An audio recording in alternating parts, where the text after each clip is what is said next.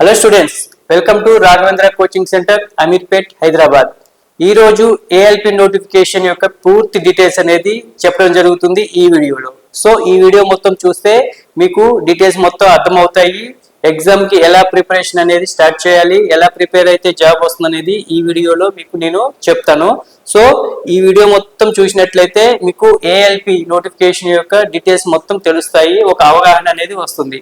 So ఈ నోటిఫికేషన్కి వచ్చేసి మీకు నోటిఫికేషన్ ఎండింగ్ డేట్ ఎప్పుడు, క్వాలిఫికేషన్ ఏంటి, ఎగ్జామ్ ఫీజు ఎంత ఉంటుంది, టాపిక్స్ ఏమేమి అడుగుతారు సబ్జెక్ట్స్, అలాగే మీకు ఏ డివిజన్లో ఎన్ని వేకెన్సీస్ ఉన్నాయి, ఓకే, క్యాస్ట్ వైజ్గా మీకు ఏజ్ ఎంత ఉండాలి అనేది ఈ నోటిఫికేషన్ డీటెయిల్స్లో నేర్చుకుందాం. సో ఇక్కడ చూడండి, మొత్తం వచ్చేసి ఈ నోటిఫికేషన్ సంబంధించి వేకెన్సీస్ అనేది 9,970 వేకెన్సీస్ అనేది రావడం జరిగింది. సో లాస్ట్ టైం వేకెన్సీస్ కి దీనికి కొంచెం డిఫరెన్స్ అనేది ఉన్నాయి. సో ఇంకోటి ఏమిటంటే లాస్ట్ టైం సెకండ్ ఎగ్జామ్ అనేది ఇంకా రాస్తూనే ఉన్నారు, మళ్ళీ నోటిఫికేషన్ అనేది రిలీజ్ చేయడం జరిగింది. సో దీన్ని బట్టి అర్థం చేసుకోండి, ప్రతి ఇయర్ అనేది వేకెన్సీస్ అనేవి వస్తూ ఉంటే నోటిఫికేషన్ అనేది వస్తూ ఉంటుంది. సో ఈసారి 9,970 వేకెన్సీస్ అనేది రావడం జరిగింది.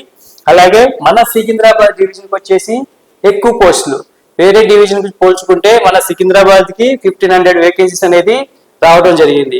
సో ఎవరైతే అప్లై చేద్దాం అనుకున్న వాళ్ళు ఈ డీటెయిల్స్ మొత్తం మీకు చెప్తాను, దాన్ని బట్టి మీరు అప్లికేషన్ చేయండి. అలాగే రాఘవేంద్ర కోచింగ్ సెంటర్ లో every Monday new batch start అవుతాయి. ఎవరైనా అడ్మిషన్ తీసుకుందాం, ప్రిపరేషన్ స్టార్ట్ చేద్దాం, ప్రిపేర్ అవుదాము అనుకున్న వాళ్ళకి న్యూ బ్యాచ్ స్టార్ట్ చేస్తున్నాము. ఎవరైతే వద్దాం అనుకుంటున్నారో వాళ్ళు మన ఫోన్ నెంబర్కి కాల్ చేసి అడ్మిషన్ అనేది తీసుకోండి. ఫస్ట్ 50 మెంబర్స్ కి ఫీజులో అనేది కన్సెషన్ అనేది ఇస్తూ ఉంటారు మన రాఘవేంద్ర కోచింగ్ సెంటర్ లో. ఆలస్యం చేయకుండా ఫోన్ చేసి అడ్మిషన్ తీసుకోండి. సో చూడండి, ఇక్కడ 2025 ఇది నోటిఫికేషన్. సో దీని డీటెయిల్స్ అనేది ఇప్పుడు మనం చూద్దాం.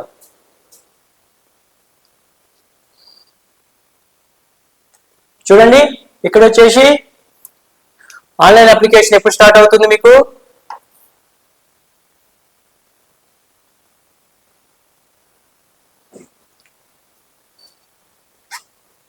ఇక్కడ చూడండి ఆన్లైన్ అప్లికేషన్ అనేది ఎప్పుడు స్టార్ట్ అవుతుంది, 12th 4th నుంచి స్టార్ట్ అవుతుంది. అలాగే ఎండింగ్ అనేది 5th May 11th వచ్చేసి May 11th కి లాస్ట్ డేట్ అనేది ఉంది. ఓకే, మీరు ఈ డేట్ లో అనేది మీరు అప్లికేషన్ అనేది పెట్టుకోవాలి. సో ఎగ్జామ్ డేట్ అనేది ఇవ్వలేదు, సో టైం అనేది ఇంకా చాలా ఉంటుంది. సో చాలా టైం ఉంది కాబట్టి మీ ప్రిపరేషన్ చేసుకోవడానికి కూడా చాలా టైం ఉంటుంది. సో వేస్ట్ అనేది చేసుకోవద్దు టైంని. సో చూడండి, ఇక్కడ శాలరీ ఇచ్చారు. అసిస్టెంట్ లోకో పైలట్ కి 19,900 అనేది బేసిక్ శాలరీ అనేది వస్తుంది. సో మొత్తం చూసుకుంటే మీకు ఏజ్ వచ్చేసి 18 ఇయర్స్ నుంచి 30 ఇయర్స్ వరకు ఉంటుంది. సో 19,900 అంటే జస్ట్ శాలరీ మాత్రమే, మీకు వెలవెన్స్ అవన్నీ కలుపుకుంటే మీకు 40,000 అబోనే వస్తుంది. ఓకే, జస్ట్ ఇది శాలరీ అనేది బేసిక్ శాలరీ మాత్రమే. సో ఏజ్ అనేది 18 నుంచి 13 ఇయర్స్ వరకు ఉంటుంది. రిజర్వేషన్ బట్టి దాని మనకి ఏజ్ అనేది మారుతూ ఉంటుంది. సో మొత్తం వేకెన్సీస్ కి 9,970 వేకెన్సీస్ కి వచ్చేసి మనకి ఏజ్ ఇంత ఇచ్చారు. ఓకే, శాలరీ అనేది ఇంతనే పెట్టారు. ఓకే, ఇవన్నీ మీరు చూసుకోండి. చూడండి, ఇక్కడ చెప్పాను కదా 18 నుంచి 30 ఇయర్స్ వరకు ఏజ్ అనేది పెట్టారు. సో ఎస్సీ ఎస్టీ వాళ్ళకి 5 ఇయర్స్ ఉంటుంది, మళ్ళీ 30 + 5 35 ఇయర్స్. అలాగే ఓబీసీ వాళ్ళకి 3 ఇయర్స్, ఎవరికి నాన్ క్రిమి లేయర్ ఉన్న వాళ్ళకి మాత్రమే 3 ఇయర్స్ అనేది వర్తిస్తుంది. ఓకే, ఎక్స్ సర్వీస్ మ్యాన్ కి తర్వాత వాళ్ళకి సంబంధించి రిజర్వేషన్ బట్టి ఉంటుంది, 3 ఇయర్స్ 6 ఇయర్స్ 8 ఇయర్స్ అనేది. చూడండి, ఇక్కడ ఫీజు వచ్చేసి 500 ఉంటుంది. ఎవరికి, ఓపెన్ కేటగిరీ ప్లస్ ఈడబ్ల్యూఎస్ వాళ్ళకు, బీసీలో క్రిమి లేయర్ ఉన్న వాళ్ళకు. అలాగే మీకు వచ్చేసి రీఫండ్ వస్తుంది. ఎవరికి, ఎగ్జామ్ CBT 1 రాసిన తర్వాత మీకు 400 అనేది మీకు అకౌంట్ అనేది బ్యాంక్ అకౌంట్ అనేది వస్తుంది. ఎస్సీ ఎస్టీ వాళ్ళకి అయితే 250 ఉంది. ఆ 250 మొత్తం అనేది వస్తుంది ఎప్పుడు, CBT 1 ఎగ్జామ్ రాసిన తర్వాత మీ బ్యాంక్ అకౌంట్ కి టోటల్ అమౌంట్ వస్తుంది. ఇక్కడైతే 400 వస్తుంది, ఇక్కడైతే 250 మొత్తం ఇచ్చేస్తారు. ఓకే, చూడండి, ఇక్కడ CBT 1 లో మీకు ఏ సబ్జెక్ట్ అడుగుతారు అనేది. CBT 1 లో వచ్చేసి 75 మార్క్స్ ఉంటుంది. ఈ 75 మార్క్స్ కి 75 మార్క్స్ అనేది వస్తుంది. ఓకే, 75 క్వశ్చన్స్ 75 మార్క్స్ అని వస్తుంది. ఒక్కొక్క క్వశ్చన్ కి 1 మార్క్ అనేది. సో దీంట్లో నెగిటివ్ మార్క్స్ ఉంటాయా అంటే ఉంటాయి, 1/3 ఉంటుంది. 3 రాంగ్స్ పోతే మాత్రం ఒక క్వశ్చన్ రైట్ అయిన దాంట్లోంచి మైనస్ చేస్తారు. సో మనకి కరెక్ట్ గా వచ్చిన క్వశ్చన్లే పెట్టాలి. సో అదేనేది సబ్జెక్ట్ వచ్చిన వాళ్ళకైతేనే వస్తుంది. ఓకే, అలాగే మీకు క్వాలిఫై అనేది నేచర్ అనేది ఇచ్చాడు. ఓపెన్ కేటగిరీ ఈడబ్ల్యూఎస్ వాళ్ళకు 40% అనేది రావాలి. 75 మార్క్స్ లో 45% వస్తేనే వాళ్ళు క్వాలిఫై అయినట్టు. ఓబీసీ 30%, ఎస్సీ 30%, అలాగే ఎస్టీ వాళ్ళు అయితే 25% ఉంటే క్వాలిఫై అయినట్టే. సో ఇలా క్వాలిఫై మార్క్స్ అనేది 75 మార్క్స్ లో ఇంత పర్సెంటేజ్ వస్తేనే మీరు క్వాలిఫై అయినట్టు. ఓకే, చూడండి ఇక్కడ మ్యాథమెటిక్స్ సబ్జెక్ట్ అనేది ఏం అడుగుతారంటే ఇక్కడ మ్యాథమెటిక్స్ అడుగుతాడు, మెంటల్ ఎబిలిటీ, రీజనింగ్ ఉంటుంది, general science, physics, chemistry, biology ఉంటుంది, జనరల్ అవేర్నెస్, దీంట్లో current affairs, science and technology, so economy, polity ఇవన్నీ అడుగుతారు. సో మ్యాథమెటిక్స్ వచ్చేసి number system, బోడమాస్ rule, factors, LCM, HCF, ratio, proportions, okay, time and distance, time and work. ప్రతి competitive exam లో ప్రతి topic అనేది ఇది కామన్ అన్నమాట. ఏ కాంపిటేటివ్ ఎగ్జామ్ రాండి ఇది కామన్. అట్లాగే రీజనింగ్ వచ్చేసి analogy, alphabetical series, coding, decoding, mathematical operations, Venn diagram, data interpretation, data sufficiency. So ఏ కాంపిటేటివ్ ఎగ్జామ్ కైనా అర్థమెటిక్, రీజనింగ్ చాలా వరకు సేమే ఉంటుంది. సో ఈ సబ్జెక్టే కాదు, జనరల్ అవేర్నెస్ సబ్జెక్టులు కూడా సేమ్ ఉంటాయి. సో నేనేమంటానంటే మీరు ఒకదాని కోచింగ్ తీసుకుంటే ఏ కోచింగ్ కైనా ఏ జాబ్ కైనా మీరు రాసుకోవచ్చు. అంతేగాని ఆర్ఆర్బికి సపరేట్ కోచింగ్, ఎస్ఎస్సికి separate coaching, banking separate coaching, police separate coaching తీసుకొని మీ డబ్బులు అనేది వేస్ట్ చేసుకోకండి.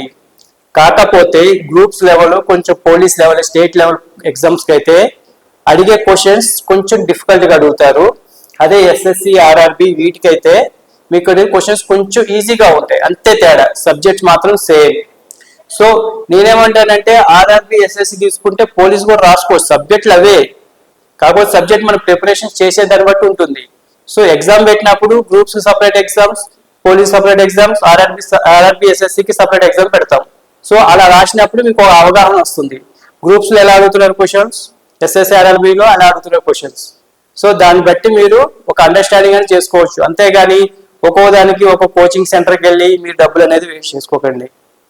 ఎందుకంటే ప్రతి దానికి సిలబస్ ఒకటి, ఫ్యాకల్టీ చెప్పే వాళ్ళందరూ ఒకళ్ళే. ఓకే, గ్రూప్స్ చెప్పే వాళ్ళు కూడా ఎస్ఎస్సి, ఆర్ఆర్బి చెప్తారు, ఎస్ఎస్సి, ఆర్ఆర్బి చెప్పే వాళ్ళు కూడా గ్రూప్స్ చెప్తారు.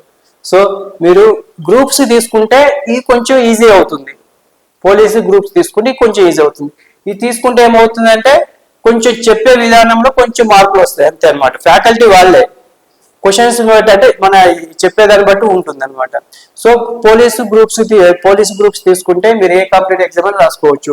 ఎస్ఎస్సి, ఆర్ఆర్బి తీసుకుంటే మాత్రం కొంచెం మీరు ఎక్కువ చదవాల్సి వస్తుంది, అంతే తేడా. సో ఇది చూసుకొని మీరు ఈజీగా జాబ్ కొట్టుకోవచ్చు. జాబ్ ఎలా వస్తుందో అనేది కూడా రాఘవేంద్ర కోచింగ్ సెంటర్ చెప్పడం జరుగుతుంది.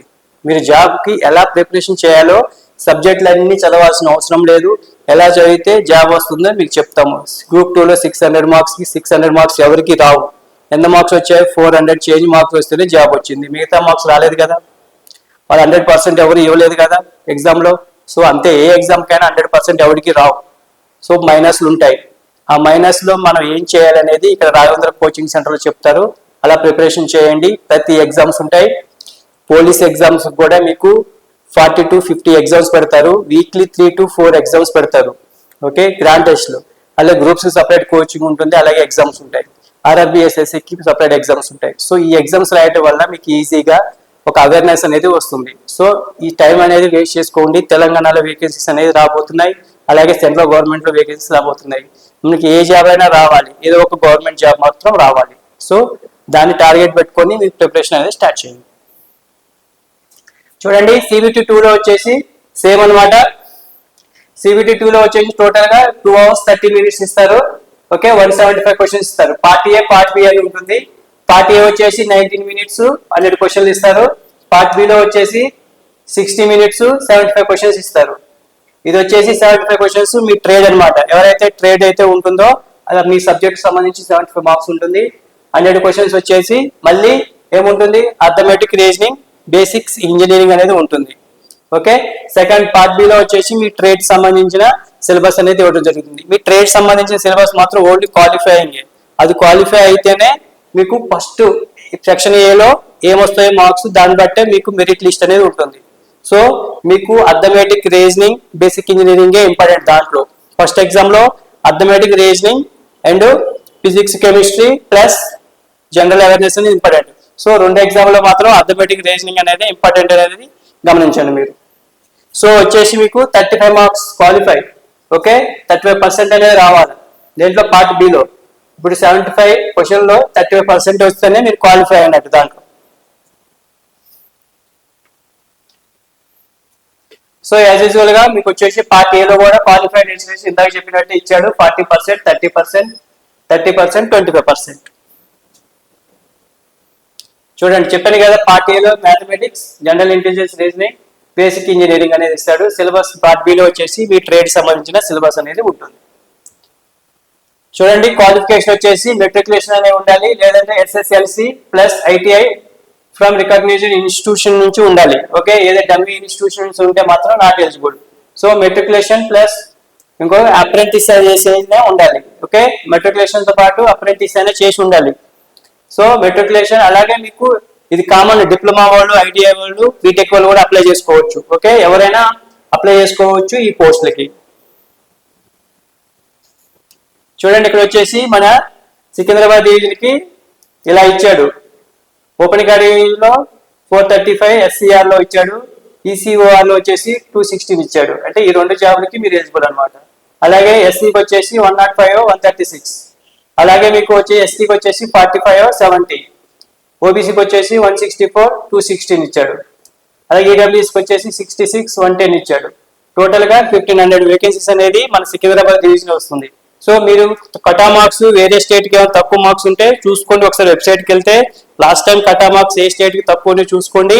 అలాగే ఆ స్టేట్ కి అప్లై చేసుకుంటే మీకు ఈజీగా జాబ్ వచ్చే ఛాన్సెస్ అనేది ఉంటుంది. ఓకే, ఇదండి మొత్తం డీటెయిల్స్. ఓకే, సబ్జెక్టులు మాత్రం చాలా ఈజీగా ఉంటాయి RRB ఎగ్జామ్ లో మాత్రం.